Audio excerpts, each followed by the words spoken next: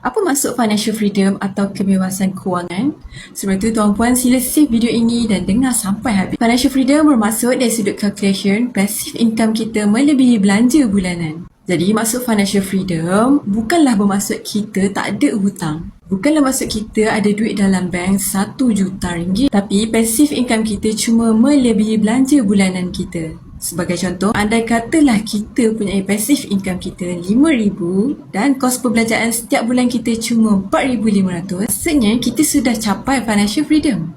Jadi persoalannya sekarang, macam mana kita nak memiliki passive income? Sepatutnya kita ada aset yang mana boleh menjana passive income. Saya cadangkan tuan-puan membuat tabungan emas kerana emas mampu memberi pulangan yang lumayan minimum 8 hingga 10% setahun, telah memberi lebih 120% dalam 5 tahun ini. Jika tuan-puan berminat mulakan tabungan emas, sila hubungi saya akan bantu tuan-puan sebaiknya.